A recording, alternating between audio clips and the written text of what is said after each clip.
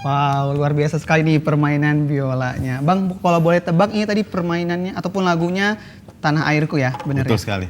Punya kenangan tersendiri dengan lagu ini? Iya, pasti.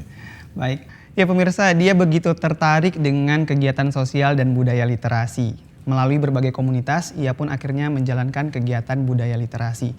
Nah, bersama sang istri juga ternyata ia memberdayakan anak-anak kurang mampu agar bisa berdaya dan berkarya.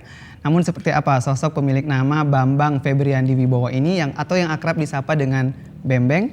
Nah, namun sebelumnya simak dulu liputan berikut ini.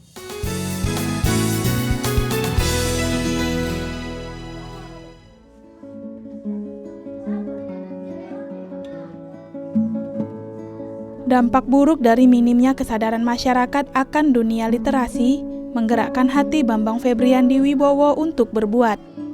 Ia yang begitu mencintai kegiatan membaca dan menulis, mengajak anak-anak untuk juga mencintai dunia literasi ini. Melalui Yayasan Fajar Sejahtera Indonesia atau YAFSI yang didirikannya bersama sang istri, ia membina puluhan anak yatim dan duafa di sekitar lingkungannya dengan bermacam kegiatan yang positif. Salah satunya adalah gerakan literasi seperti berikut. Dalam kegiatan yang kerap diadakan ini, Bambang tak sekedar mengajak anak-anak membaca bersama. Ia juga mengarahkan anak-anak untuk mengerti isi buku yang dibaca. Melalui YAFSI juga, Bambang dan istrinya pun mengembangkan kreativitas anak-anak untuk lebih berdaya. Ia mengajak anak-anak asuhannya untuk berkreasi dengan mendaur ulang kertas bekas. Tak puas sampai di situ, Bambang yang juga hobi bermain musik pun menularkan kemampuannya untuk mengajari anak-anak bermain musik di rumahnya. Dibantu para relawan, anak-anak ini pun dilatih bermain alat musik seperti angklung dan gitar.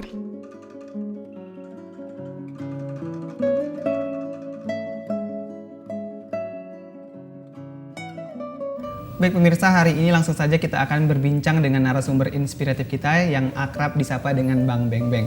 Halo Bang Beng. Halo juga. Apa kabarnya nih? Alhamdulillah baik. Wah, terima kasih sudah hadir di Selasar Bumi. Terima kasih juga sama-sama. Ini sejak kapan nih hobi bermain musik? Hobi musik sih sejak dari kecil ya, tapi baru bisa digelutin ya saat-saat ini aja. Apakah hobi musiknya juga ditularkan ke anak atau ke orang lain? Alhamdulillah ini sedang berproses kita untuk menularkan kepada anak-anak sebagai salah satu pendekatan program kita untuk pengembangan masyarakat. Nah tadi dikatakan bahwa ada membina anak-anak kurang mampu ya, iya, di betul. dalam sebuah yayasan. Ini bentuknya seperti apa Bang? Dan yayasan apa namanya nih? Ya saat ini kita lagi mendampingi beberapa anak-anak kurang mampu sekitar ada 80-an untuk didampingi secara pendidikan maupun kesehatan melalui Yayasan Fajar Sejahtera Indonesia. Yayasan Fajar Sejahtera Indonesia atau disingkat dengan YAFSI. YAFSI gitu. ya. Oke, jadi YAFSI ini terbentuk sudah setahun yang lalu, tapi kegiatannya sudah lama. Orang-orang yang di dalam termasuk saya dan istri saya yang kebetulan sama-sama profesinya di pekerja sosial. Jadi kegiatannya itu sekarang ini lebih pada penguatan di pendidikan dan kesehatan bagi anak-anak. Nah, apa sih yang menginspirasi Abang untuk mendirikan sebuah yayasan ini yang diberi nama YAFSI? Ya, tadinya kita tidak mau melembagakan apapun kegiatan yang kita lakukan di lapangan. Kita lebih banyak mensupport kawan-kawan yang punya lembaga, kita dukung supaya lebih mampu. Tapi karena dorongan dari beberapa kawan-kawan dan juga kita melihat ternyata kita dengan mendirikan yayasan akan lebih banyak, lebih maksimal untuk mendampingi. Makanya berdirilah YAFSI. Jadi YAFSI itu nama Fajar itu diambil dari anak kita yang telah meninggal tahun 2014, 1 tahun. Jadi dari situ kita pengen melihat ya udahlah walaupun dia meninggal tapi bagaimana dia tetap hadir, tetap ada di antara kita dengan kegiatan-kegiatan positif ini. Baik, nah kegiatannya apa saja nih Bang di YAFSI? Kalau di YAFSI ini saat ini kita sedang ada pendampingan untuk program-program kreativitas, itu ada daur ulang sampah, tapi saat ini kita masih pakai kertas. Kemudian kita juga ada kegiatan untuk pengembangan minat dan bakat, khususnya masalah musikalisasi dan juga ada puisi juga di situ. Dan selebihnya kita lagi mempersiapkan untuk ekonomi kreatif untuk orang tuanya. Jadi anak juga kita dampingi, kita juga mempersiapkan untuk orang tuanya juga. Cukup beragam berarti kegiatannya ya? Insya Allah kita coba berusaha untuk memperagamkan ini agar pendekatan pemberdayaan ini komprehensif, tidak hanya satu sisi bidang saja yang kita lakukan. Baik. Nah untuk kegiatan daur ulangnya sendiri ini siapa yang mengajarkan Bang? Saat ini yang lebih banyak mengajarkan istri saya. Kebetulan dia punya pengalaman juga di situ, dan kemarin kita mencoba untuk menyediakan beberapa alat-alat, dan ini sudah diajarkan ke beberapa relawan juga, dengan harapan relawan ini nanti akan menularkan ke anak-anak. Kita sistemnya sih lebih banyak untuk memberdayakan orang-orang sekeliling kita untuk bisa mampu melakukan kegiatan-kegiatan secara mandiri. Untuk membuat kertas daur ulang, caranya mudah. Pertama-tama, kertas ini dikumpulkan, kemudian disobek-sobek sampai kecil. Lalu kertas dihancurkan untuk dijadikan bubur kertas. Kemudian, bubur kertas yang sudah jadi dicampur dengan lem, lalu dimasukkan ke dalam air untuk kemudian diayak dan dicetak seperti ini. Lalu, kertas yang sudah dicetak kemudian dijemur sampai kering. Karya yang sudah dibuat dari karya daur ulang ini, kemudian nanti mau diapakan nih rencananya? Ya, saya terinspirasi dengan beberapa program-program saya dulu waktu masih zaman kuliah dulu, dan beberapa teman-teman program yang lain, bahwasanya kita pengen mengembangkan ekonomi kreatif tapi dari limbah-limbah, yang limbah keluarga ataupun limbah kantor, yang ini bisa digunakan oleh orang-orang tua anak nanti untuk bisa menambah income mereka di contohnya misalnya kita kan ada paper bag, kemudian kita ada block note, kemudian kita ada pulpen. Nah, itu bisa kita maksimalkan penggunaannya untuk kita bisa distribusikan kepada beberapa perusahaan-perusahaan yang tertarik. Seperti beberapa program-program perusahaan-perusahaan besar, misalnya hotel-hotel itu sudah memakai beberapa bahan-bahan daur ulang, contoh pulpen daur ulang, kemudian paper bag seperti itu. Jadi itu yang kita inginkan. Tadi di awal dikatakan bahwa ingin menularkan musik kepada anak-anak nih. Nah, lantas kenapa terpikir untuk mengajarkan musik kepada anak-anak? Musik bagi saya sesuatu yang sangat universal gitu. Artinya dia adalah bagian dari proses healing psikososial kita juga. Musik itu mengandung harmonisasi.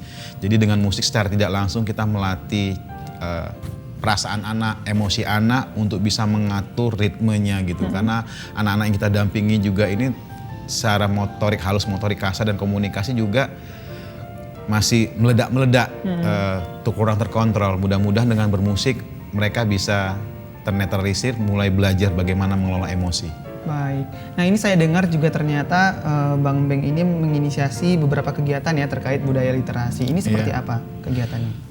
Kalau menginisiasi sebenarnya tidak juga, tapi ya untuk di Kota Medan beberapa ide itu memang saya utarakan kepada kawan-kawan untuk budaya literasi. Salah satunya adalah program Sinabung Membaca.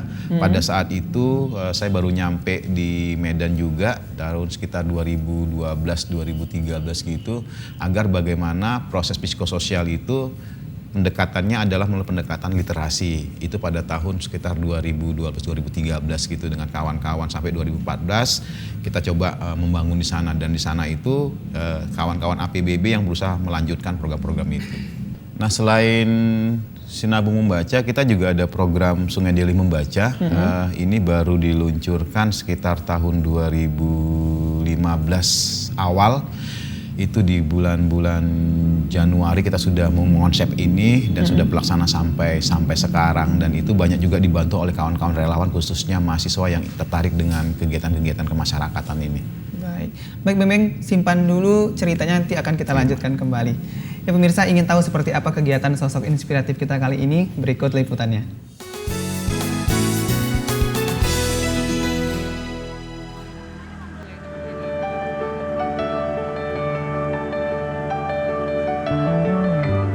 Relawan yang tergabung dalam gerakan ini membawa sejumlah buku bacaan menggunakan perahu motor dan menyusuri Sungai Deli. Gerakan ini sendiri biasanya berlangsung setiap Sabtu sore. Kegiatan yang sudah berlangsung sejak November 2015 ini pun mendapat sambutan positif dari warga Kampung Aur. Selain diajak membaca bersama, anak-anak juga diedukasi tentang pentingnya menjaga lingkungan. Salah satunya adalah dengan menjaga kebersihan Sungai Deli dengan tidak membuang sampah ke dalam sungai.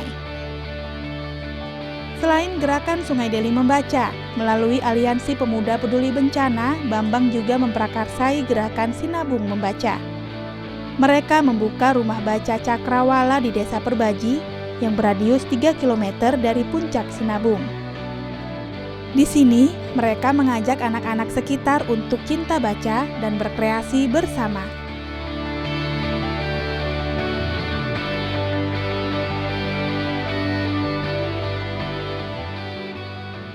Menurut Bang Beng sendiri, kenapa budaya literasi ini penting untuk anak-anak?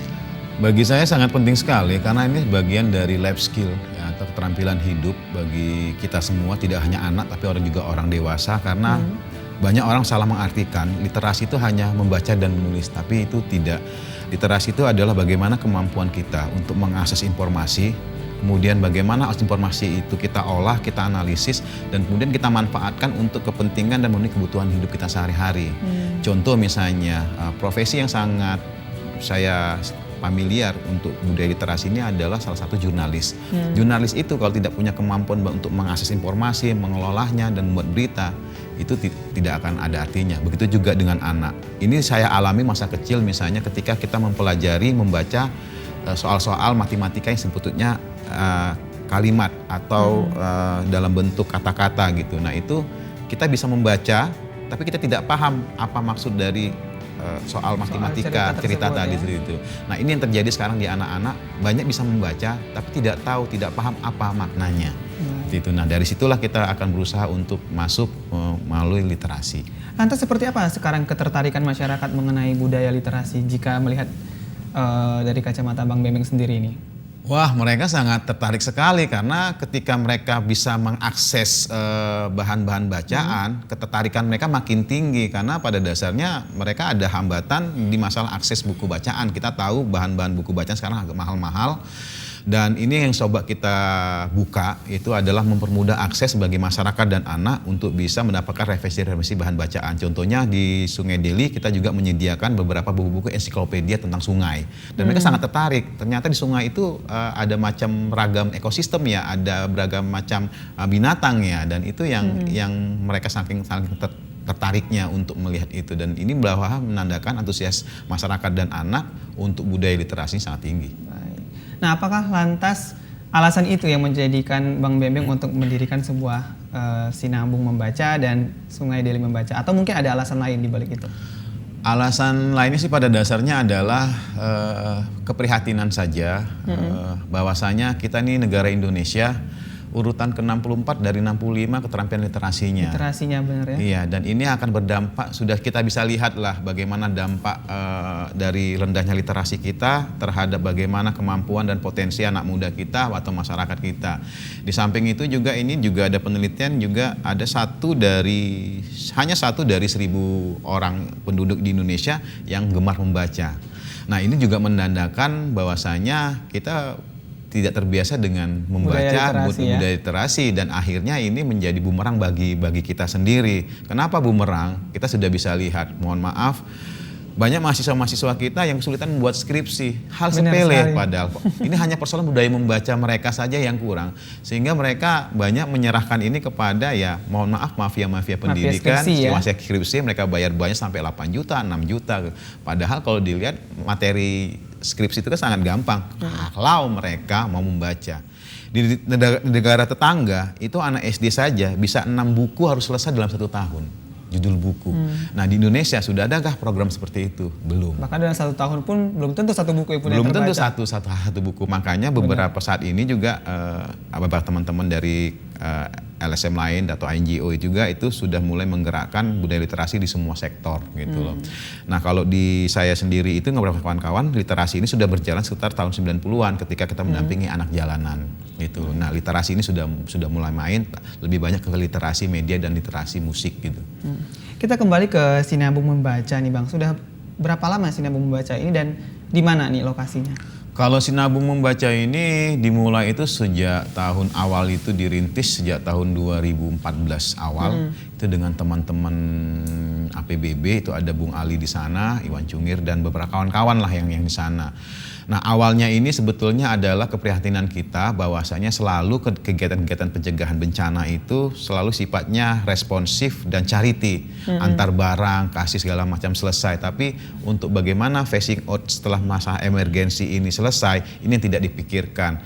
Nah konsep pemberdayaan yang kita gunakan adalah melalui literasi tadi. Makanya ada rumah baca kalau di di daerah Desa Perbaji. Di Desa Perbaji ya. Alhamdulillah di situ juga ada beberapa relawan yang melakukan kegiatan literasi, mulai dari menggambar, menulis, bercerita, bermusik seperti itu. Nah kemarin juga teman-teman dari kalangan komunitas musik yang ada di Medan dan yang juga komunitas yang mahasiswa maupun yang bergerak di bidang kemanusiaan juga membantu kita berbarengan ke sana untuk membuat literasi musik. Wah, gitu. menarik juga Iya, berarti ya kegiatannya. Kegiatan literasi yang dilakukan Bambang di berbagai tempat membuatnya semakin mencintai dunia membaca.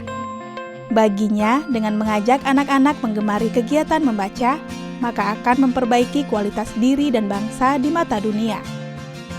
Kegiatan ini juga sangat baik untuk meningkatkan minat baca anak-anak yang semakin menurun. Nah untuk Sungai Deli Membaca sendiri seperti apa Bang kegiatan yang ada di sana? Kalau Sungai Deli Membaca sendiri itu kegiatan awal itu diawali dengan pelatihan semacam workshop jurnalistik pariwisata dan lingkungan bagi kader-kader yang akan terjun dalam Sungai Deli Membaca. Kenapa ini dilakukan? Karena kami merasa penting bahwasanya orang yang akan melakukan ini harus di capacity building, harus dibekali dengan kemampuan-kemampuan literasi. Nah salah satunya adalah melalui workshop tadi. Workshop ini diadakan sebanyak 5 angkatan dalam 1 tahun dan itu satu angkatan itu bisa 25 sampai 30 orang sekali angkatan. Kegiatannya sekitar 1 hari 2 hari seperti itu. Jadi ada materi langsung mereka praktek ke lapangan. Nah selain itu kegiatan lanjutannya adalah mereka mendampingi anak-anak untuk berkegiatan literasi di Kampung Aur. Kita kebetulan poskonya gitu membawa buku-buku ditaruh di perahu, di boat, kemudian kita bawa melalui sungai menuju lokasi literasi ini. Nah di sana kita juga lebih banyak literasinya adalah membaca buku bersama, kemudian mereka menceritakan kembali apa isi buku itu, gitu. Di samping itu Retelling juga story ya. iya, jadi mereka melatih untuk mereview kembali apa isi bahan, kemudian mendiskusikan. Jadi ada proses diskusi, ada proses tanya jawab. Jadi beberapa metode-metode yang kita gunakan itu langsung kita praktekkan di anak-anak gitu. Baik, nah melihat efek yang timbul di masyarakat seperti apa setelah adanya kegiatan-kegiatan budaya literasi yang digalakan oleh Bang Beng sendiri? Yang jelas pertama wawasan anak bertambah karena dia membaca buku terus, wawasan dia bertambah. Kemudian yang kedua karena ada proses diskusi sama anak, karena kita pendekatannya adalah chair participation atau partisipasi anak mulai terlatih untuk mengutarakan pendapat dan pikirannya. Selama ini mungkin mereka tidak punya kemampuan untuk itu. Nah dengan adanya mereka menceritakan kembali secara tidak langsung, ini mereka melatih diri mereka untuk mengungkapkan apa yang ada di kepala. Karena kita sadar banyak orang pinter tapi nggak bisa mengajar. Benar. Gitu. Nah ini kita latih dan samping itu ketika dia berusaha menceritakan kembali itu bisa melatih kepedean dia, percaya diri dia di depan orang banyak. Nah itu yang kita lihat beberapa perkembangan dalam konteks pembangunan karakter anak gitu. Apakah ada target-target khusus untuk mereka harus membaca buku berapa misalnya dalam waktu tertentu? Untuk saat ini kita belum masuk ke sana karena ini masih perkenalan dulu. Kita melihat kemungkinannya kalau misalnya nanti kondisi masyarakat dan sistem yang ada di negara kita ini dan khususnya di masyarakat sudah bisa mendukung, kita mulai tingkatkan ekspektasi berdasarkan program-program dan kemampuan. Lagi-lagi kita berusaha untuk melakukan pendekatan ini berdasarkan kemampuan masyarakat sendiri. Oke Bang Beng, nanti akan kita lanjutkan lagi perbincangan kita harus jeda saja. Ya pemirsa, seperti apa komentar masyarakat mengenai kegiatan Bambang Febriandi Wibowo ini? Berikut cuplikannya.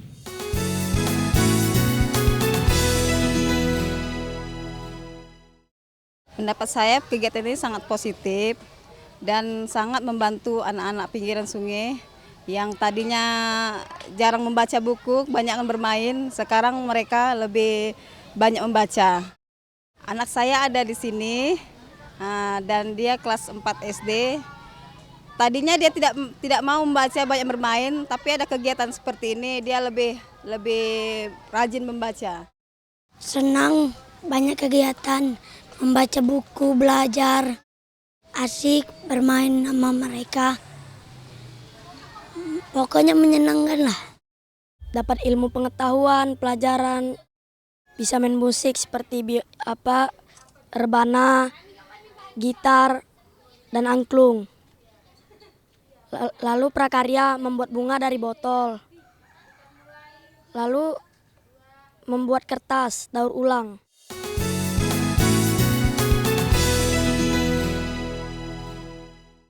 Baik Bang Beng, apa sih yang memotivasi Abang untuk menggalakkan kegiatan budaya literasi ini maupun kegiatan-kegiatan lainnya? Ya motivasinya sederhana saja sih. Saya dan istri saya sebenarnya pengen menjadi manusia yang berguna bagi tidak hanya bagi keluarga tapi juga bagi orang lain dan juga motivasi masa lalu yang juga bukan kadang sih, memang saya anak yatim sejak masa kecil sehingga merasakan bagaimana kalau kita itu kurang mendapatkan pendidikan yang bagus, akhirnya itu berpengaruh terhadap kita, karena saya juga pernah jadi penyemir sepatu kan. Jadi melihat anak-anak juga yang tidak beruntung itu merasa tergugah juga untuk ikut mengambil bagian dari ini. Oleh karena itu kenapa saya mengambil kuliahnya juga adalah spesial untuk social worker, kerja sosial, yaitu ikatan dinas dari Kementerian Sosial yang ada di Bandung, di Dago. Jadi kuliah kita 4 tahun di sana. Jadi itulah proses-proses saya menapak sampai kemari itu memang salah satunya adalah memang sudah diniatkan untuk bagaimana membantu anak bangsa ini untuk bisa mandiri dan bisa berdaya saing dengan negara-negara lain. Baik, untuk rencana kedepannya nih, apalagi kegiatan yang akan dilakukan?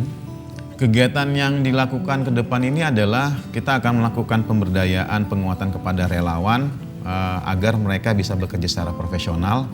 Relawan tapi bekerja secara profesional, itu yang kita inginkan. Kemudian lembaga-lembaga atau stakeholder atau komunitas-komunitas yang lain yang selama ini bergerak di bidang masyarakat yang charity, kita coba memberikan pelatihan agar mereka melakukan pemberdayaan itu sesuai dengan kaidah-kaidah dan konsep-konsep pemberdayaan masyarakat yang tentu saja ini berbasiskan ilmu pengetahuan gitu. Baik, terakhir nih Bang Beng, apa sih target dan harapannya nih untuk anak-anak dan kegiatan ke depannya? Pengen anak-anak kita itu menjadi anak-anak yang ceria, anak-anak yang punya karakter, anak-anak yang suatu saat nanti akan menjadi generasi penerus bangsa yang nanti akan bisa mengawal kemerdekaan ini sampai negara kita, negara Indonesia maju jaya. Baik Bang Beng, terima kasih sudah hadir di Selasar Budi. Sama-sama. Semoga dari perbincangan ini bisa menginspirasi masyarakat yang ada di luar sana. Sukses terus untuk kegiatannya. Terima kasih. Baik pemirsa, semoga apa yang dilakukan oleh Bambang Febriandi Wibowo ini bisa menjadi contoh dan teladan bagi kita semua untuk terus berbuat kebaikan. Sekian program Selasar Budi, saya Riza Lubis, tebarkan selalu nilai kebajikan dalam setiap lini kehidupan. Sampai jumpa. Ini dia Bambang Wibowo.